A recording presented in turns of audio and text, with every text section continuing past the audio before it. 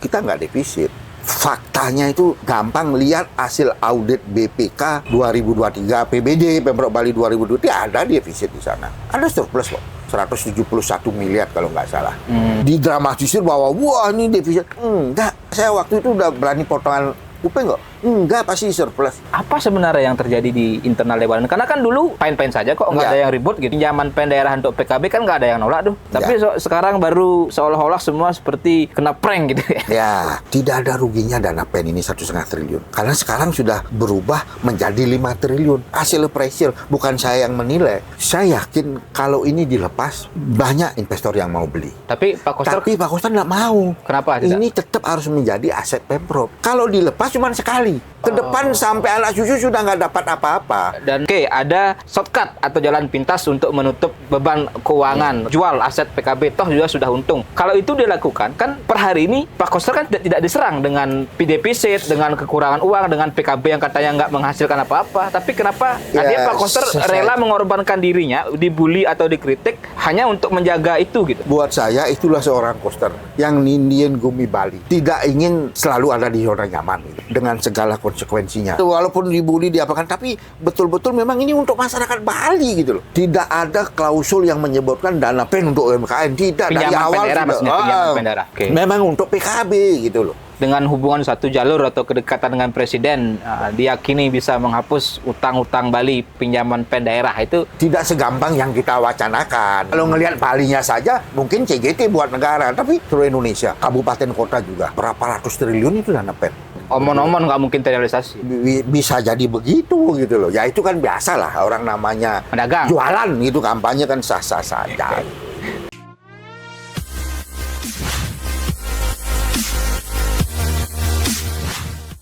Om Swastiastu. Om Swastiastu. Ya, kembali lagi di YouTube Bali 1, kita ngobrol-ngobrol dengan anggota DPRD Bali dari fraksi PDI Perjuangan, Bapak Gede Kusuma Putra. Benar nggak Pak De? Nggih, Om Swastiastu. Om Swastiastu. Om Swastiastu, pemirsa semua. Ya, beliau wakil ketua ya, Komisi 2 ya. Di Banggar juga. Sebagai koordinator Banggar. Ya. Koordinator Banggar, berarti paham betul anggaran ini di Dewan. Ini periode yang keberapa Pak De? Yang kelima. Oh, 5 kali sudah ya? 5 kali sudah. Luar biasa. Nah, ini kenapa saya ngundang beliau untuk ngobrol di podcast di Bali 1, karena saya yakin beliau sangat memahami persoalan anggaran, penyusunan anggaran di DPRD Bali berkaitan dengan beberapa isu politik lah yang jelang pilkada serentak atau pilgub Bali ini khususnya menjadi perbincangan, atau mungkin ada yang membahasakan gorengan-gorengan politik. Nah, gorengan politik salah satu soal defisit anggaran Provinsi Bali, kemudian dana pinjaman pemulihan ekonomi nasional atau pinjaman pen daerah untuk PKB Kelungkung.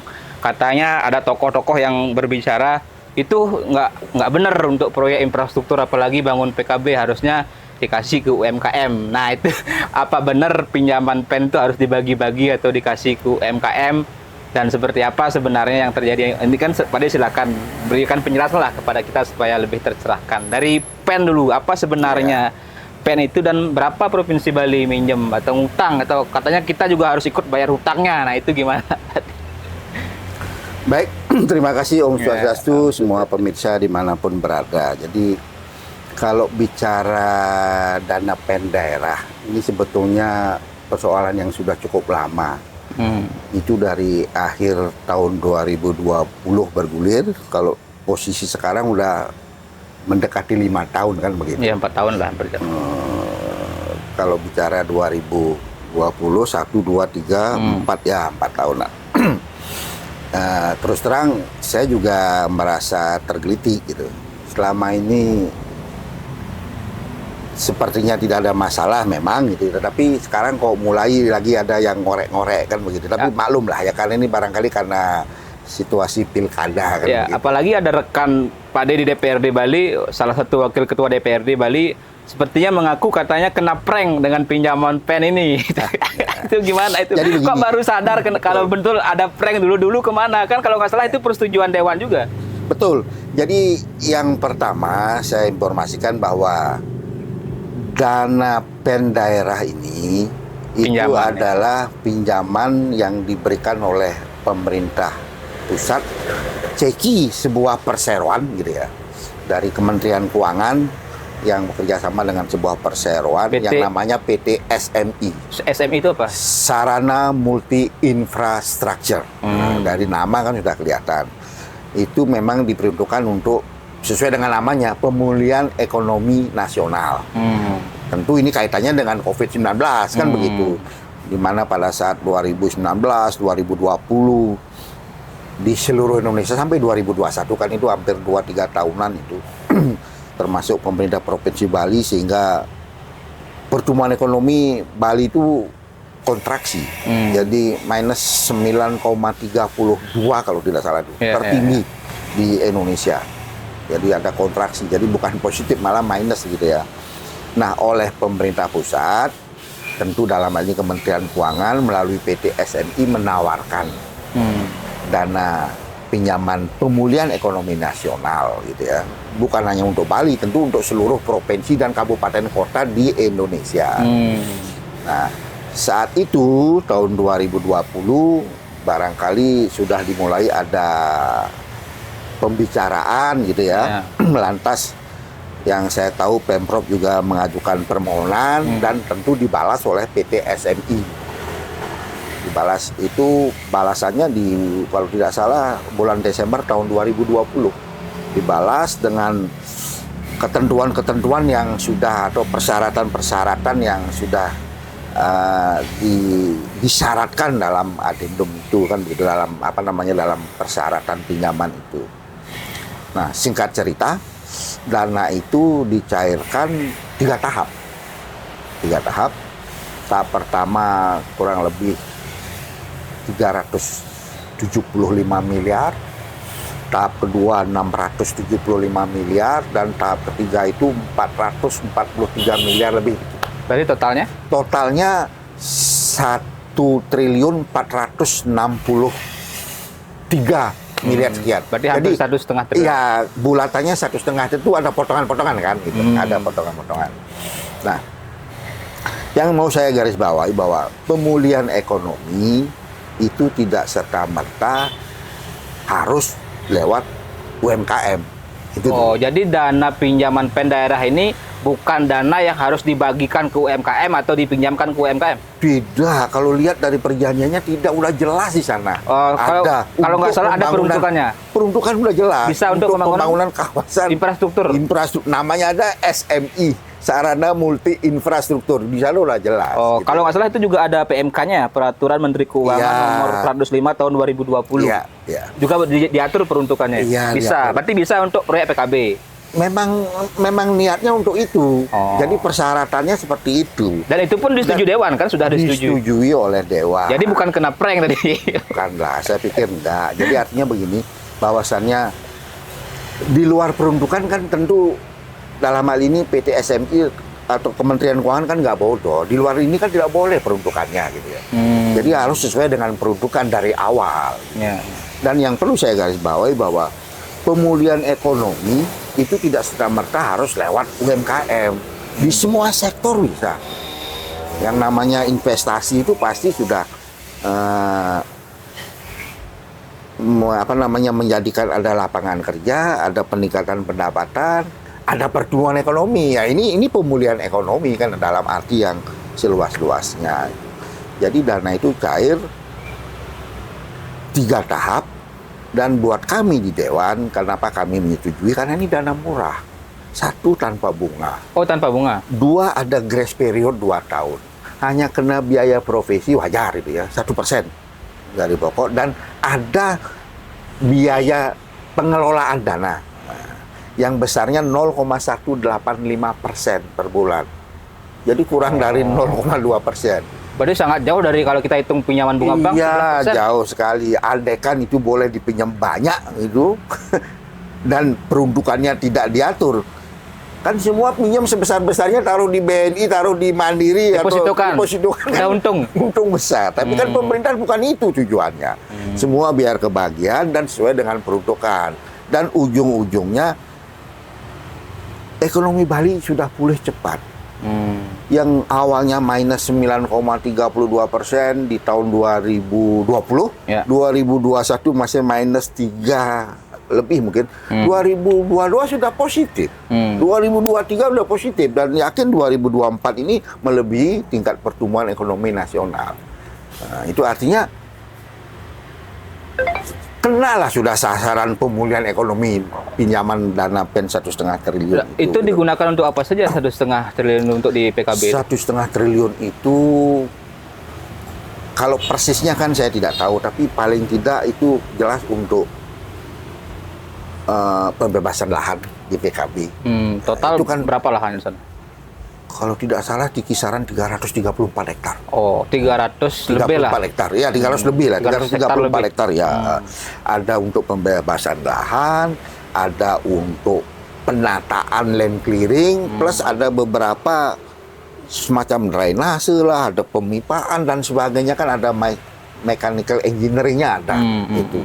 Sehingga lahan itu nanti ke depan betul-betul bisa siap untuk sesuai dengan namanya itu kawasan pusat kebudayaan Bali. Yang notabene ada 3 zona. Ada zona inti, ini yang harus membangun Pemprov. Ada zona penunjang. Nah, ini tentu untuk private sector lah ya. Di sini mungkin nanti ada teater, ada gedung film, ada hotel, ada restoran macam-macam, dan ada zona penyangga kayak hutan dan sebagainya. Gitu. Jadi posisi sekarang itu sudah betul-betul siap. Jadi istilahnya land clearing sudah, pembebasan lahan sudah. Jadi dana 1,5 triliun itu sudah termanfaatkan sesuai dengan peruntukan. Jadi kembali lagi, termin pertama cair. Sebelum termin kedua cair pasti dilihat ini sesuai nggak. Kalau belum lolos kan nggak mungkin termin kedua cair. Nah, termin kedua cair dilihat juga, kalau udah oke, baru termin ketiga. Sehingga betul-betul sesuai dengan peruntukan. Jadi itu dana PEN-nya. Jadi sebetulnya dana murah. Nah, kalau tadi bicara dampak bahwa dana pinjaman PEN daerah ini kan untuk memulihkan ekonomi, menggerakkan perekonomian lokal. Nah, saya baca beberapa hasil penelitian yang meneliti daerah-daerah yang dapat pinjaman PEN gitu, termasuk di hasil penelitian itu ada 10 daerah yang diteliti, salah satunya Bali. Nah, di kesimpulan penelitian itu disebutkan bahwa daerah yang mendapatkan pinjaman PEN ini mengalami pemulihan ekonomi yang lebih cepat. Kemudian perekonomian lokal bergerak, penyerapan tenaga kerja lokal ada, misalnya penggunaan material lokal ada bergerak. Nah, apakah itu juga sudah tercermin di proyek PKB dengan penggunaan 1,5 triliun? Terus terang saya tidak tahu penelitiannya itu, tidak baca dan dari mana. Tetapi secara awam saya orang ekonomi. Dimanapun, sepanjang sudah ada investasi, ada pembangunan, pasti itu berdampak multiplier terhadap pertumbuhan ekonomi. Artinya pasti itu berdampak terhadap pemulihan ekonomi. Selama ada pembangunan, itu uang itu kan dipakai untuk membangun. Jadi membangun itu bukan berarti harus ada wujud fisik bangunan, kan tidak. Itu yang namanya land clearing itu juga kan membangun, menata, kan begitu. Nah, melibatkan banyak orang, artinya ada lapangan kerja, ada peningkatan pendapatan. Dampak multipliernya ya warung laku, dagang ini, dagang beras, dagang macam-macam laku. Nah, ini kan pertumbuhan ekonomi dan sudah terbukti dengan cepat Bali ekonominya bisa pulih gitu. Dari minus 9 sekarang udah kembali, bahkan ya kembali seperti sebelum Covid, kan begitu. Itu. Oke, jadi memang sudah ada tadi tenaga kerja lokal yang terserah, walaupun tidak bisa dihitung pasti berapa gitu ya? Ya, saya sendiri nggak tahu berapa tenaga kerja lokal dan sebagainya. Tapi yang jelas dampaknya seperti itu. Dan kembali lagi, tidak ada yang salah. Mau peminjaman itu sudah sepengetahuan dua pihak. Kalau kami di pihak sini sudah sepengetahuan dewan dan sudah sesuai dengan peruntukan, kan begitu. Bahkan sekarang, kalau boleh saya informasikan, outputnya apa? Setelah penataan lahan yang 334 hektar lebih itu, istilahnya ada ganti untung dan sebagainya, kan begitu, ada penataan sampai seperti sekarang, itu setelah di appraisal oleh lembaga yang independen itu nilainya sudah 5 triliun. Artinya nilai tambahnya itu sudah 3,5 triliun. Itu nilai apanya? nilai appraisalnya. Dan maksudnya 5 triliun nilai tanah? Nilai aset itu yang 334 hektar itu. Artinya duit atau dana 1,5 triliun ini sudah berubah, memberikan nilai tambah menjadi 5 triliun. Kalau Pemprov Bali mau cari gampangnya, lepas itu 5 triliun sesuai dengan harga appraisal, kan udah dapat untung. Maksudnya dijual? Dijual, katakanlah begitu. Tetapi kami, dan yang saya tahu, Koster selaku gubernur dulu, sekarang kan sudah tidak ingin melepas aset Pemprov ini. Ini kan milik masyarakat Bali, supaya tetap menjadi punya masyarakat Bali. Jadi sebaiknya cukup dikerjasamakan dengan berbagai pihak yang ingin ikut membangun Bali bersama. Nah, gitu loh. Jadi membangun Bali, bukan membangun di Bali, membangun Bali bersama-sama gitu. Oke, kalau saya analogikan berarti bahasa sederhananya di bisnis itu misalnya Raga nyelipin 1,5 triliun, walaupun belum kelihatan nyata uang yang kembali masuk kantong, tapi Raga sudah ngelah aset 5 triliun nilainya. Sudah ada aset, bisa dicek di neraca Pemprov Bali dari tahun 2023 ke 2024. Pertambahan aset di efek aset tanah itu sudah, sekarang nilai total aset di Pemprov Bali sudah belasan triliun. Khusus di tanah itu sudah meningkat di angka 3,5 triliun lebih. Oh, 3,5 itu berarti dari PKB Salah tadi? Satunya nampak itu ya, karena ada hasil appraisal. Gitu.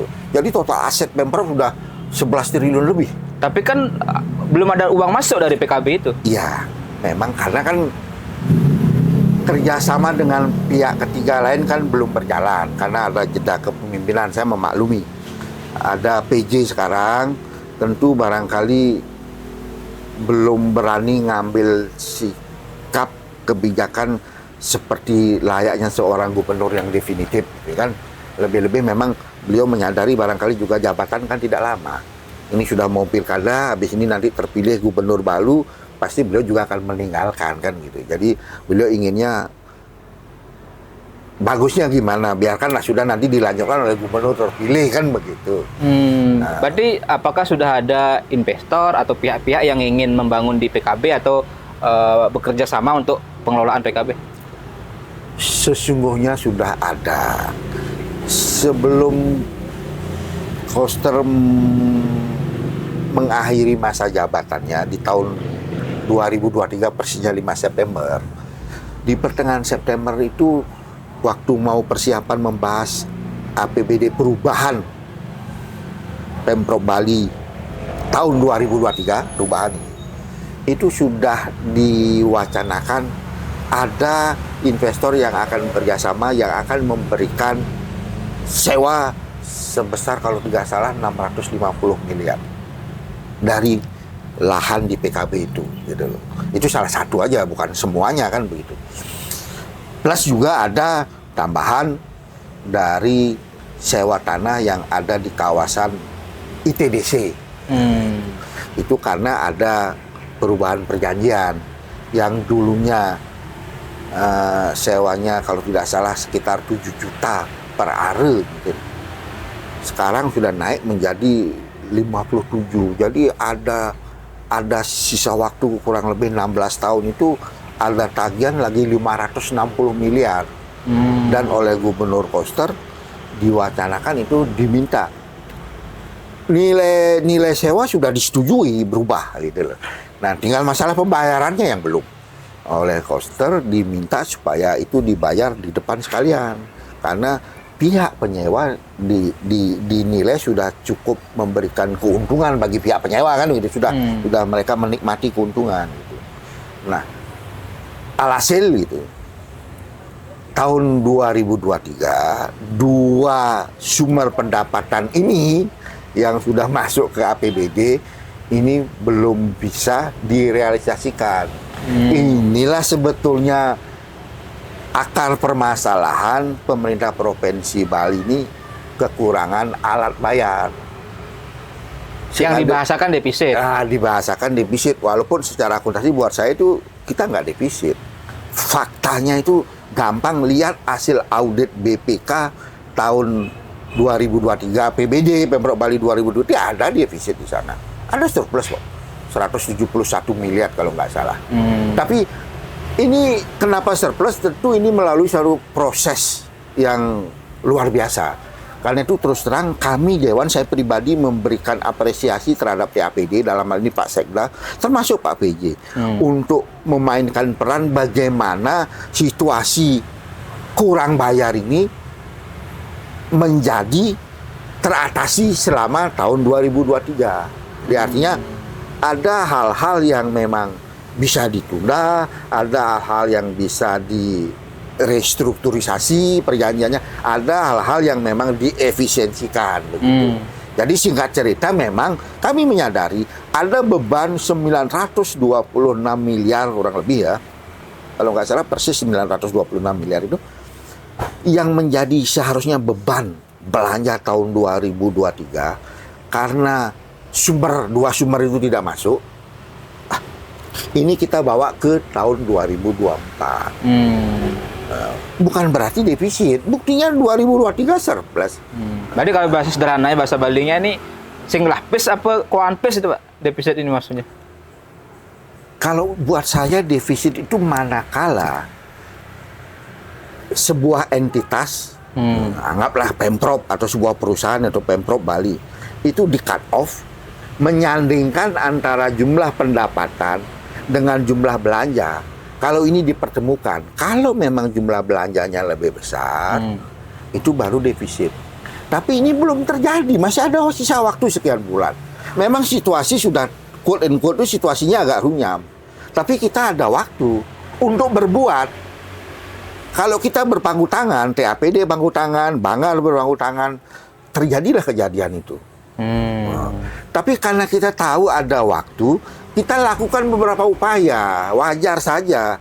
Memang karena PPC berdian, karena uang ini ya tanda kutip tidak ada, artinya belanja-belanja yang masih bisa dibatalkan ya kita batalin gitu loh. Yang masih bisa ditunda kita tunda, yang masih bisa kita efisiensikan kita efisiensikan. Itulah kerjanya TAPD dengan Banggar. Makanya saya memberikan apresiasi kepada Pak Sekda selaku ketua TAPD dengan Pak PJ berhasil melewati masa sulit gitu loh. Tapi jangan didramatisir bahwa wah ini defisit. Enggak. Cek aja hasil audit BPK saya waktu itu udah berani potongan UP enggak? Enggak, pasti surplus. Karena kita berupaya, kita memainkan peran gitu loh. Tidak tinggal diam. Ibarat sebuah rumah tangga bertawang sudah tahu bahwa ini kurang uang ini, ngapain belanja yang tidak perlu kita beli kan begitu. Jadi kita lakukan efisiensi, yang tidak perlu kita nggak usah. Walaupun kita sudah jadwalkan mau beli, tapi karena tidak ada ya udah kita nggak jadi. Itulah akhirnya kita kembali surplus. Memang itu tugas TAPD dengan Banggar kan begitu. Dan jangan salahkan kok yang belum pasti dimasukkan. Loh, kalau bicara rencana itu kan ngomongnya setahun ke depan.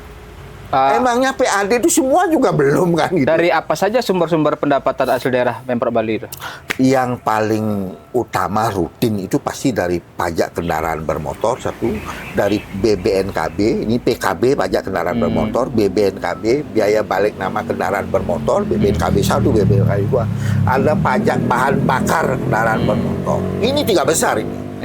Di seluruh provinsi semua ini.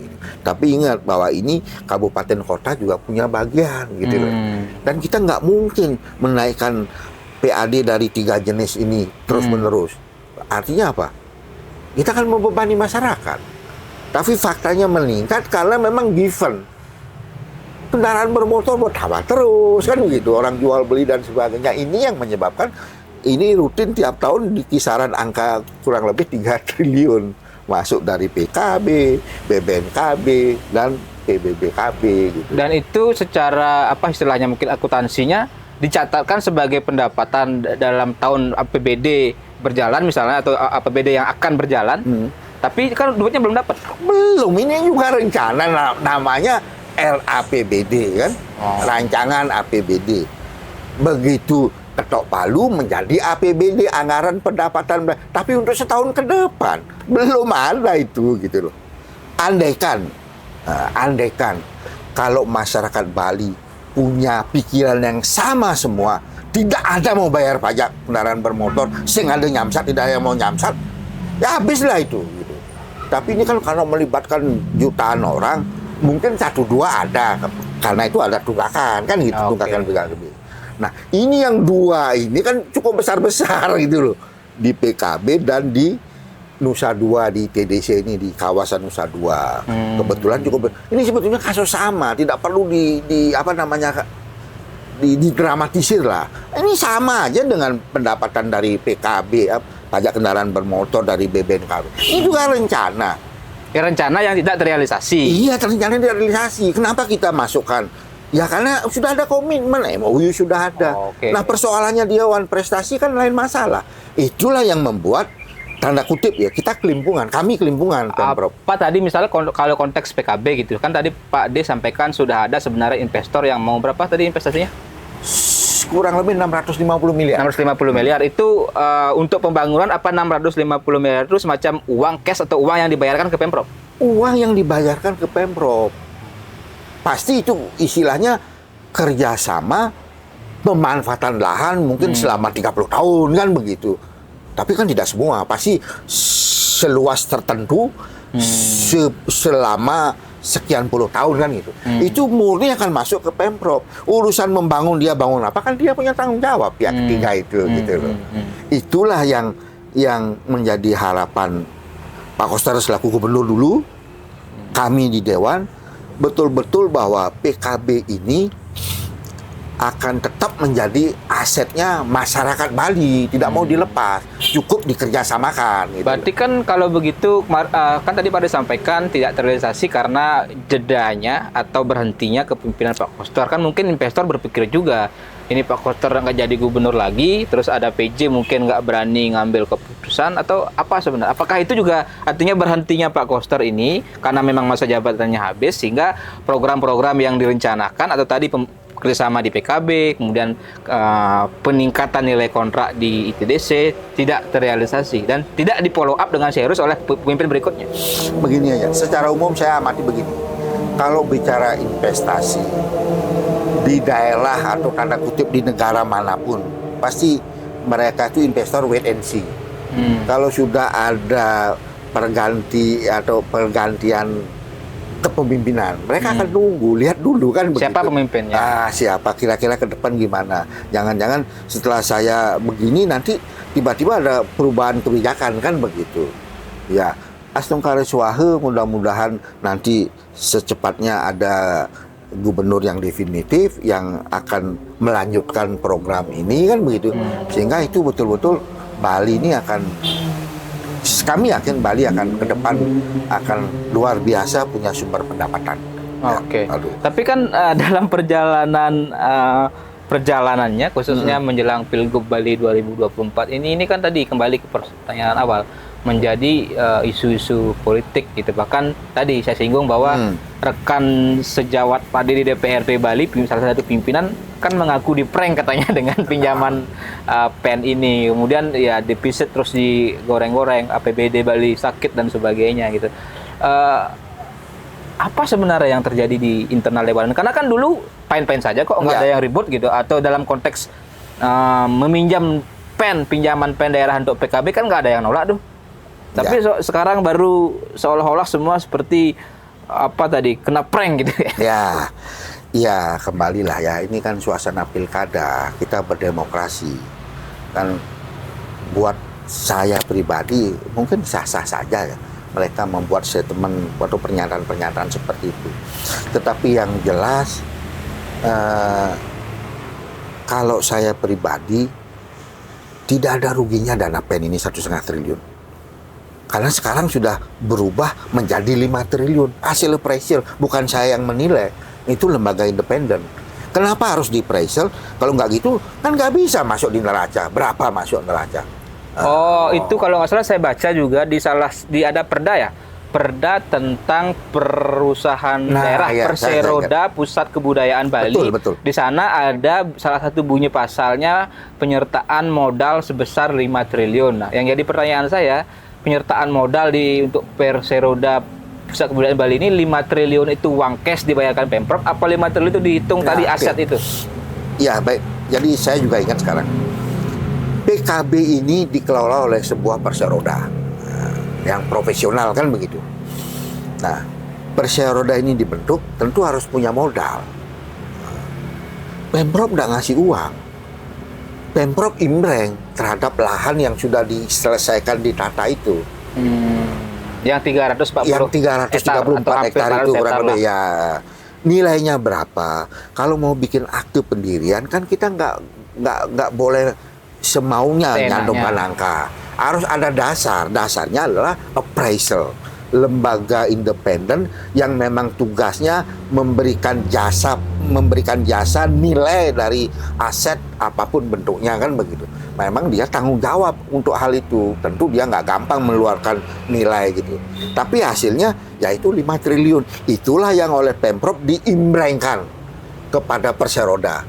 Ini loh, Perseroda ini loh modal 5 triliun. Sebagai penyertaan modal. Penyertaan modal imbreng. Nah, itu yang nanti didaftarkan ke Kementerian Hukum dan HAM untuk dapat pengesahan dari akte pendirian Perseroda ini gitu. Gitu. Tapi tadi kalau Pak D bilang sebenarnya kan bahasa sederhananya sudah untung dari pengerjaan lahan di PKB itu yang modal dasarnya 1,5 triliun, kalau nilai appraisalnya 5 triliun, yang itu adap kan bumubati 3,5 triliun. Betul. Jadi kalau mau gampangnya dan yakin kalau kita jual tidak mungkin 5 triliun. Pasti lebih dari itu dong. Kan nanti berkompetisi. Kita menjual siapa yang lebih mahal itu. Tetapi bukan itu gitu loh. Nah, baik. Dari 1,5 triliun modal pinjam, tapi aset kita sudah nambah.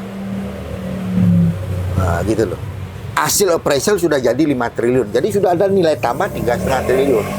Tinggal nanti kalau ini sudah berjalan sesuai dengan rencana, ada kerjasama,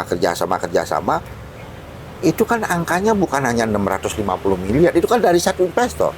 Mungkin investor yang lain juga sekian ratus miliar. Dan ini ada waktunya. Tiba saatnya nanti lagi ganti investor. Ini yang akan menjadi hasilnya untuk masyarakat Bali, untuk Pemprov kan. Berarti sebenarnya sudah ada investor atau pihak yang ingin membeli, yang menawar lahan tadi.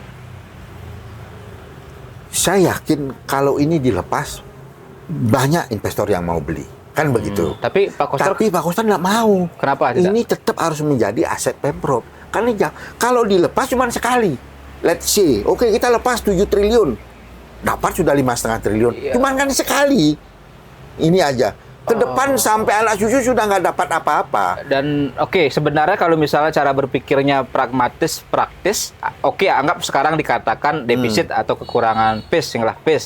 Berapalah 1T atau berapa misalnya defisitnya dianggap. Kemudian yang itu ada 5-7 triliun, kan ini udah menutupi itu. Bisa, tapi kan bukan itu tujuannya. Lebih baik kita susah dulu sedikit. Nah, gitu loh. Nah, dengan berbagai efisiensi, penundaan, bahkan ada belanja yang dibatalkan kan begitu. Tapi ke depan, manakala ada gubernur baru terpilih dan menjalankan fungsinya dengan bagus, ini dikerjasamakan. Ini akan luar biasa hasilnya. Dan jangan lupa, 5 triliun ini sejalan dengan berlalunya waktu yang 334 hektar di PKB. Itu nanti setiap tahun akan value-nya naik. Oh ya, akan terus meningkat. Meningkat lagi 10 tahun bisa jadi sekian belas triliun atau mungkin sekian puluh triliun. Begitu loh.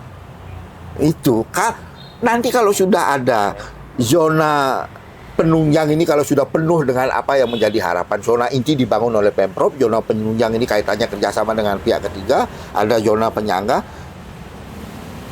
PKB ini ibaratnya kita punya, Bali ini punya taman mininya. Kalau di Jakarta kan ada taman mini Indonesia gitu.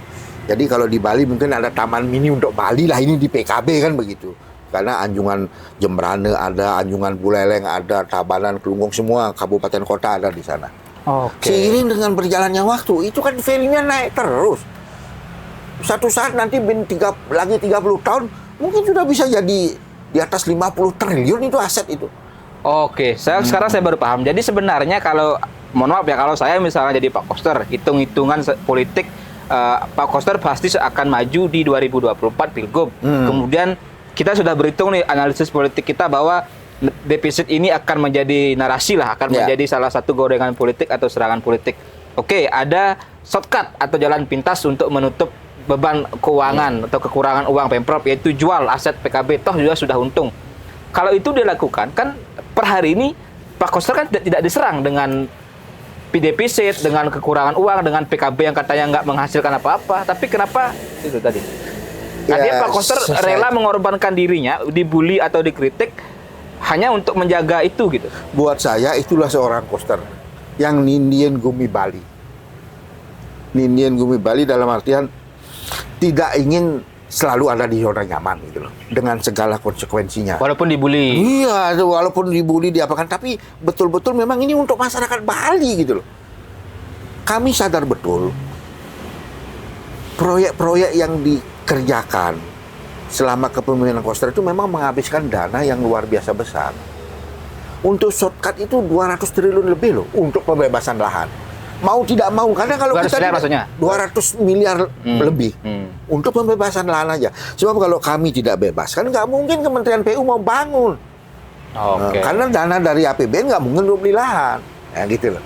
Termasuk juga untuk PK, di Besaki. Kan harus ada dana, zona penunjang, penyangga itu kan dibebaskan untuk penataan itu. Kalau nggak begitu, Sehingga keluar dana dari Kementerian Perhubungan, Kementerian dari APBN. itu, ya. Kami harus dampingi. Memang itu cukup besar, tapi ini kan semua program-program yang jangka panjang untuk anak cucu. Gitu loh. Ini berarti Yang sekian belas tahun tidak terrealisasi, keberaniannya seorang Koster lah sekarang dengan segala konsekuensinya. Ya, pendekatannya berarti sebenarnya sama dengan pendekatan Presiden Jokowi kan, infrastruktur yang menjadi dasar Ya, gitu, selama 10 tahun. ya itu. Jadi termasuk juga ya itulah sudah shortcut, termasuk pembangunan kawasan segitiga emas dari Sanur apa gitu. Surya Pada juga. Itu Surya bahkan Surya Pada juga tuh yang sudah menghabiskan di kisaran mendekati mungkin 300 miliaran lah sudah. Kalau Surya Pada pure APBD itu, bukan tidak ada dari dana APBN, dan itu memang karya anak Bali. Semua konsultan, semua itu orang-orang ahli, terutama dari Universitas Udayana. Orang Bali semua, tidak melibatkan orang, apalagi orang asing. Oke, orang Jawa. jadi mungkin saya perlu Pak Ade menegaskan ya, artinya memang tadi kembali kalau soal pinjaman pen daerah itu untuk pembangunan infrastruktur seperti proyek PKB sah, boleh? Boleh. Kemudian karena ada pihak yang mengatakan, tokoh-tokoh yang mengatakan itu harusnya pinjaman pen itu untuk UMKM atau uangnya dikasih ke UMKM, berarti kan tidak seperti itu sebenarnya. Tidak seperti itu, peruntukannya memang tidak untuk itu. Nanti boleh, mungkin terakhir saya cerita tentang UMKM. Sebetulnya pemerintah Provinsi Bali, pemerintah pusat sudah berbuat banyak untuk UMKM. Kami sadar betul bahwa UMKM itu adalah, terutama di Bali kan. Di Bali kan tidak ada heavy industry. Kan kebanyakan UMKM. Yang notabene termasuk secara nasional juga UMKM ini lebih struggle. Kami sudah buktikan beberapa kali ekonomi terjun payung begini, UMKM bisa bertahan ketimbang mereka yang besar-besar. Ya. Tetapi oleh pemerintah pusat, dana kur sudah di mana-mana kan, triliunan yang disalurkan oleh BRI, BPD, dan kami Pemprov, kalau tidak salah di tahun 2000, periode 2009 saya sampai 2014 membentuk yang namanya PT Jamkrida Bali Jaminan Kredit Bali di era Mangku Pastike. Ya, di era Mangku Pastike itu 2000. Itu Bali itu mempunyai PT Jamkrida Bali Mandara itu yang kedua di seluruh Indonesia setelah Jawa Timur. Bahkan sekarang Bali sudah nyalip Jawa Timur dari segi kesehatannya. PT Bali Jamkrida sudah belasan UMKM itu yang di tanda kutip ya, yang diangkat dalam artian difasilitasi untuk mendapat kredit dari perbankan yang notabene selama ini mereka tidak bankable. Tapi kami tahu mereka profitable. Tapi karena tidak bankable, begitu masuk ke dunia perbankan kan sulit. Disinilah fungsinya PT Bali Jamkrida. Kami mendirikan PT Bali Jamkrida bukan untuk untung. Ada setoran modal itu semata-mata untuk menggerakkan UMKM, menjamin mereka-mereka yang tidak bankable. Tetapi per hari ini Jamkrida malah memberikan dividen. Artinya sudah luar biasa, dikelola, dimanage dengan baik. Dapat salah satu BUMD kebanggaan Bali lah Jamkrida. Itu. Oke. Dari segi manajemennya, dari segi pelayanan kepada UMKM itu. Ya. Itu UMKM. Jadi kembali lagi, tidak ada klausul yang menyebutkan dana pen untuk UMKM. Tidak, pinjaman dari awal pen daerah, pinjaman pen daerah. Ya, di pinjaman pen daerah ini. Daerah. Oke. Memang untuk PKB gitu loh. sudah untuk PKB. Dan ingat, pemulihan ekonomi tidak serta-merta harus ke sektor UMKM. Di berbagai sektor bisa, sepanjang ada investasi, ada pembangunan, ada orang kerja, ada orang berpenghasilan, gitu. Pasti ada dampak multiplier. Gitu. Nah, sekarang bisa dijelaskan mungkin sedikit pada posisi APBD Bali. Tadi kalau misal dibahasakan defisit, itu kan bahkan sempat ada kabar juga katanya Pemprov mau berutang untuk menutupi defisit. Kemudian juga isu politis disampaikan salah satu paslon, kalau mereka terpilih jadi gubernur dan wakil gubernur akan mengajukan pemutihan utang, pinjaman pen daerah ke pemerintah pusat, karena katanya satu jalur gampang lah itu, mungkin CGT lah bahasanya, Ya. bisa diputihkan atau dihapus hutang pinjaman pen daerah itu gimana? Begini, saya cerita dulu di tahun 2023 ya, termasuk tahun 2024 ini untuk APBD nanti 2025. Pada waktu penyusunan RAPBD itu, kalau bicara lebih panjang lagi, karena saya udah 20 tahun di Pemprov dan mengikuti dari 2005, katakan begitu ya. Itu Bali dulu ada pernah mengenyam gitu ya, suasana zona nyaman yang cukup lama, lebih dari 1 dasawarsa. Selalu membuat RAPBD itu selalu defisit. Artinya kita punya rencana pendapatan 10 misalnya, kita buat rencana belanja 12 misalnya. Berarti kan defisit 2. Ini belasan tahun loh kita Bali ini selalu mendesain APBD seperti itu. Tetapi faktanya tidak pernah defisit. Selalu surplus. Kenapa? Karena yang rencana pendapatan 10 ternyata realisasi bisa 12. Rencana belanja yang 12, karena rencana belanja ini rencana maksimal, tidak mungkin lebih dari 12. Ternyata realisasinya cuma 10,5. Artinya ada surplus dong. Itu berkali-kali. Sehingga pernah Bali itu saya ingat betul, tahun 2011, Silpa Pemprov Bali itu di angka 1 triliun lebih. Artinya plus lebih lah. Silpa ya sisa lebih, 1 triliun lebih. Uang yang lebih. notabene, kalau waktu itu saya presentasikan, saya ingat 27% dari APBD. Artinya APBD kita di bawah 5 triliun, tapi Silpa kita 1 triliun lebih. Jadi 27%. Saya masih ingat Pak Mangku waktu itu nanya, Pak Di, gimana caranya nih mengurangi Silpa? Termasuk Bapeda saat itu, Pak Sekda juga saat itu. Karena begini, kita desain defisit, realisasinya surplus. Sementara kita punya Silpa. Ada Silpa, ada surplus. Ini kan terakumulasi, nambah terus. Kayak lagunya Bayu KW ini, bertumbuk-tumbuk ini. Silpa, surplus gitu. 1 dasawarsa lebih. Nah, akhirnya saya bilang, kalau memang mau mengurangi Silpa, ibarat karet, pendapatan itu harus tarik semaksimal mungkin. Kalau potensi 100, bilang 100. Jangan lagi potensi 100, kita rencanakan 80. Saya menyadari, dunia birokrasi beda dengan dunia swasta. Kalau dunia swasta, punya potensi 10, dia berani targetkan 12. Sepanjang reasonable, kalau toh tidak tercapai 12, nggak masalah. Tapi kalau dunia birokrasi kan tidak seperti itu. Tanda kutip nih, karena ada upah pungut jasa itu. Nah gitu loh. Kalau tidak tercapai, saya juga berpikir, kasihan dong teman-teman ASN yang tidak dapat upah pungut, yang notabene barangkali mungkin sudah ditunggu-tunggu yang tiap triwulan itu gitu. Kami menyadari itu, tapi janganlah gitu. Saya sadar betul bahwasanya di birokrasi itu belasan tahun dari dulu itu selalu inginnya kerjanya gampang, tapi biar punya prestasi. Itu dunia birokrasi. Ya, karena kan beda dengan swasta. Karena kan kalau tadi memang benar, kalau misalnya pendapatannya sebenarnya potensinya 10, kalau dipasang 8, terrealisasi 9, berarti kan prestasi. Prestasi, padahal masih ada spare banyak. Ya, kemudian kalau misalnya belanjanya 10, kemudian realisasinya 8, kan dianggap prestasi juga. Karena nggak singkuan pes tadi, karena nggak kurangan bayar. Kalau belanja pasti di bawah rencana, karena target belanja itu target maksimal, tidak mungkin melampaui gitu loh. Tapi kalau target pendapatan bisa jadi dan sering terlampaui gitu. Karena target belanja ini kan nggak boleh terlampaui, karena nanti ada tender. Misalnya program di daerah A, misalnya 10 miliar, tender paling nanti 8,5 miliar dia berani ngambil. Kan begitu. Oh iya. Nah, jadi udah ada pengiritan 1,5 M kan begitu. Itu di posisi belanja. Nah, kembali lagi posisi nyaman terus gitu. Nah, belakangan lah karena terus terang karena COVID ada refocusing semua anggaran untuk kesehatan kan begitu. Di samping di sisi lain kami punya gubernur Pak Koster, dia sudah berjanji akan membangun proyek-proyek yang notabene anggarannya cukup besar. Ini yang sebetulnya tanda kutip berubah ini dari posisi nyaman ke tidak nyaman gitu loh. Ini sebetulnya itu. Tapi sebetulnya sah-sah saja, tidak apa-apa. Itu kita sepakati bersama. Toh nanti setiap tahun kita ada APBD perubahan.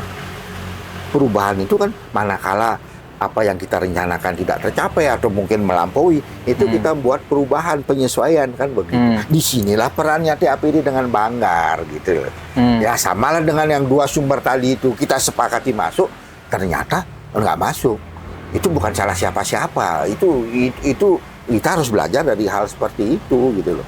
Oke. Jadi tadi kalau pertanyaan soal untuk katanya penghapusan hutang atau pemutihan hutang dengan hubungan satu jalur atau kedekatan dengan presiden, diyakini bisa menghapus utang-utang Bali PEN atau pinjaman PEN daerah, itu gimana itu? Ya, saya pikir pernyataan seperti itu mungkin salah juga tidak, benar juga tidak, tetapi bagi saya itu tidak sesuatu yang tidak gampang gitu loh. Karena kalau bicara dana PEN, ini kan bukan hanya Bali saja. Jangan ngelihat Bali 1,5 triliun. Buat negara Indonesia, mungkin duit 1,5 triliun kecil. CGT, karena APBN kita di angka 3.000 triliun. Tapi yang pinjam ini kan seluruh Indonesia. Seluruh provinsi dan juga kabupaten kota. Saya nggak tahu hitungan angkanya, mungkin di atas ratusan triliun gitu loh. Kan nggak serta-merta gampang ini dihapuskan. Terus nanti provinsi yang lain gimana? Kalau melihat dari sudut kacamata untuk Bali saja, mungkin iya, tapi kan nggak mungkin provinsi lain juga tidak nuntut nantinya kan begitu. Tentu untuk hal semacam ini kan nasional, dalam ini negara kan tidak gampang memutuskan. Kalau Bali dikasih nanti provinsi lain semua minta kan. Nah, itu loh. Jadi tidak segampang yang kita wacanakan gitu loh. Kalau ngelihat Balinya saja mungkin CGT buat negara, tapi seluruh nasional, seluruh Indonesia, kabupaten kota juga. Berapa ratus triliun itu dana PEN kan begitu. Berarti yang ini sedang omon-omon nggak mungkin terrealisasi. Ya buat saya bisa jadi begitu gitu loh. Ya itu kan biasa lah, orang namanya pedagang jualan gitu, kampanye kan sah-sah saja. Itu kalau bicara penghapusan utang tidak gampang. Jadi kan artinya bukan perspektifnya pesimis gitu ya, tapi karena memang harus realistis juga melihat kondisi yang lain tadi. Iya, kalau buat saya pribadi, saya punya optimisme luar biasa bahwa Bali ke depan ini akan semakin makmur. Karena ada sumber-sumber pendapatan yang luar biasa nanti. Salah satunya, itu nanti PKB pasti akan menghasilkan banyak duit. Surya Pada nanti kalau selesai tahun 2026. Belum lagi ini yang undang-undang tentang Provinsi Bali, undang-undang wisatawan asing. Undang-undang 15 tahun 2023 tentang pungutan wisatawan asing. Ini kan 150.000 per orang wisatawan. Ini per hari ini mungkin sudah di angka mendekati 300 M di tahun 2024 gitu loh. Saya persisnya belum tahu. Kemarin hitung-hitungan pada waktu 230 masih ingat. Tapi sekarang sekian hari saya nggak ngikuti. Mungkin sudah mendekati 300 M plus minus lah ya. Ini dalam kondisi yang belum maksimal atau optimal. Nah, lagi 10 tahun, lagi 15 tahun, manakala wisatawan sudah bisa mencapai sampai 8 juta, 10 juta wisatawan misalnya. Dan angka 150.000 ini, toh nanti setiap 3 tahun kita evaluasi, perdanya ini dievaluasi, anggaplah misalnya sedikitnya jadi 500.000. Kalau kunjungan wisatawan 8 juta, 500.000, kalau ini optimal, itu duitnya kan 4 triliun. Itu kan luar biasa nanti. Akhirnya sumber PAD di luar yang monoton PKB, BBNKB, dan PBBKB ini. Dari PWA ada, dari PKB ada, dari Surya Pada ada, dan sumber-sumber lain. Inilah yang dipikirkan oleh Gubernur Koster gitu loh. Karena dia tidak mau main Ini jujur, kalau bicara PKB, BBNKB, terutama PKB, pajak kendaraan bermotor. Kalau mau naik PKB, alternatifnya cuma dua. Kendaraan bermotor naik atau tarifnya naik. Kan gitu. Ini boleh tetap, kuantitas kendaraan bermotor tetap, tarif naik. Berarti naik PKB. Atau tarif tetap, kendaraan bermotor kuantitas naik. Tapi kan keduanya pilihan yang problematis, menimbulkan dampak-dampak yang sangat dilematis. Itu dia. Saya udah dari dulu ngomong, kita nggak bisa bertahan dengan begini. Karena ini bikin crowded, kemacetan Bali. Kita nggak usah lah menaikkan tarif, nggak usah ngomong. Secara given aja tiap tahun kendaraan bermotor naik. Bali sudah luar biasa macetnya. Yang notabene kemacetan ini sudah merubah psikologis masyarakat Bali. Yang kalau saya perhatikan, di Jakarta berkendaraan bermotor, berlalu lintas, saling mepet begini, mereka sudah terbiasa. Tapi kalau di Bali saya perhatikan, mepet begini macet, bisa saling delik, bisa saling kecuin. Nah, ya ini kan sudah merubah psikologis masyarakat Bali. Kalau di Jakarta nggak ada. Kadang-kadang sudah kena spion, dianggap sudah terbiasa, karena itu sudah berjalan belasan tahun kemacetan begitu keramnya.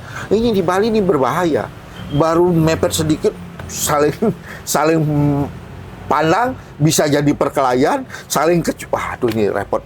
Okay. Ini berbahaya gitu loh. Okay. Makanya apa yang namanya transportasi massal ini harus diupayakan oleh siapapun nanti menjadi kepala daerah kan begitu. Baik di kabupaten, kota, provinsi, supaya kemacetan ini bisa diminimalkan lah gitu. Oke. Ya, jadi sebenarnya kita sudah mulai paham lah setelah mendapat penjelasan dari Pak Gede soal tadi isu-isu yang sebenarnya juga menjadi isu-isu politis juga, artinya menjadi isu liar, isu panas juga menjelang Pilgub Bali.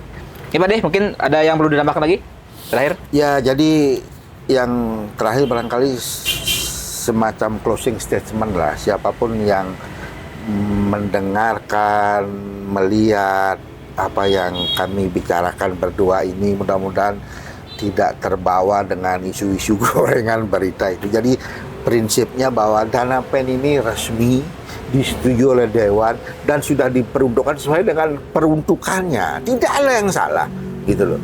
Pusat juga nggak mungkin gegabah ngasih duit banyak kalau tidak dimonitor. Buktinya pencairannya itu per termin. Jadi masyarakat jangan berpikir bahwa dana 1,5 triliun ini tiba-tiba masuk ke kas daerah dan daerah menggunakan semau-maunya. Ini semua ada aturan mainnya kan. Yang kedua, bahwa pemulihan ekonomi yang namanya PEN, pemulihan ekonomi nasional, tentu asalnya dari daerah-daerah kan begitu, provinsi, kabupaten, kota. Itu tidak serta-merta harus ke sektor UMKM gitu loh. Pemulihan ekonomi itu bisa berbagai sektor. Buat saya, sepanjang ada investasi dalam artian luas, dimanapun, apapun gitu, itu sudah jelas menciptakan lapangan kerja, menambah pendapatan, berdampak pada pertumbuhan ekonomi, yang artinya ini sudah bagian dari pemulihan ekonomi gitu. Itu yang perlu masyarakat pahami gitu. Oke, siap. Jadi sebenarnya sudah clear apa yang disampaikan Pak Gede. Semoga ini juga memberikan edukasi lah atau pencerahan juga kepada publik, melihat dengan jernih sebenarnya persoalan-persoalan yang ada di depan mata kita. Oke, Pak Gede, sukses. Terima kasih. Pak Gede Kusumo Putra. Om Santi. Terima kasih ya.